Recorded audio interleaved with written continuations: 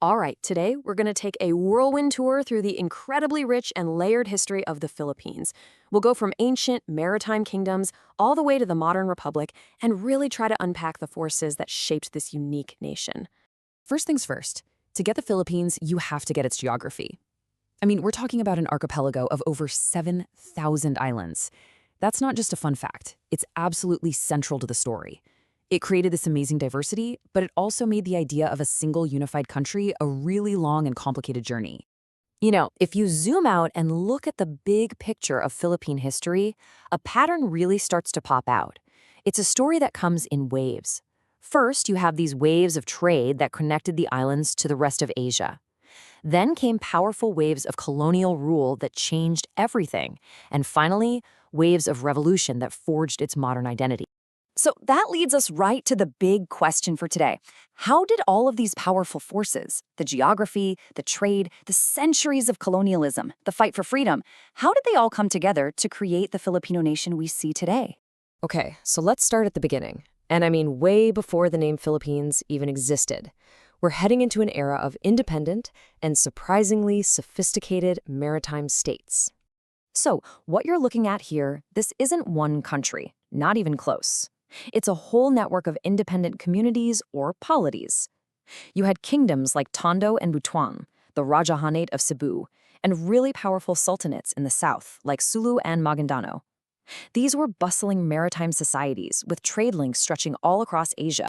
And it's so important not to mistake this fragmentation for being primitive.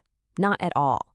As the scholar Laura Lee Junker points out, historical records show these were politically complex societies. They had their own leaders, intricate social structures, and economies that were fueled by trading luxury goods with places as far away as China. But this really vibrant era of independent kingdoms, well, it was about to be changed, fundamentally and forever. And that brings us to the next chapter. And wow, what a chapter! We're talking over 300 years. The arrival of Spain would bring enormous change, forcibly pulling the islands together under one crown and one faith. So let's just trace that arc really quickly. The story kicks off in 1521 when Magellan's expedition shows up. But the colonization really gets going in 1565 with the first permanent Spanish settlement. And this long chapter only closes out centuries later, in 1896 with the start of the Philippine Revolution. Now, here's the crucial point.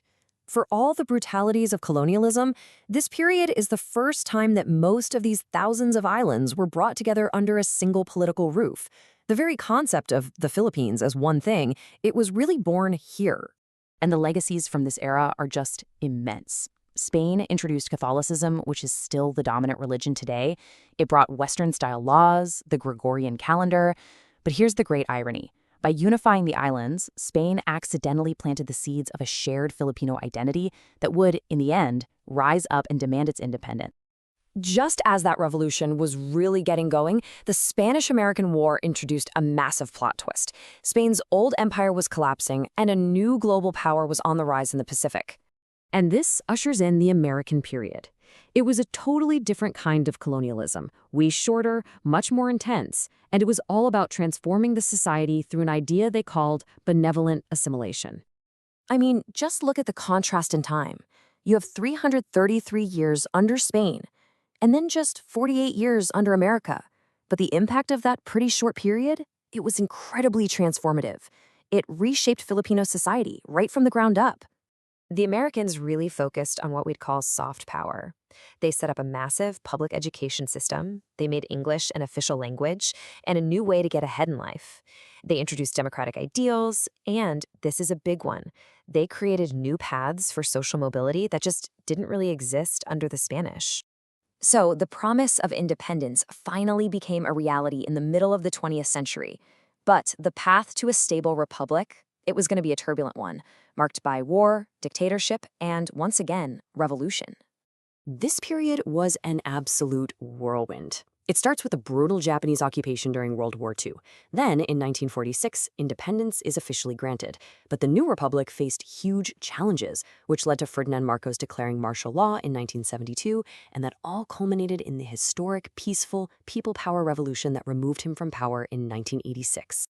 So, after all that, what does it all mean for the Philippines today?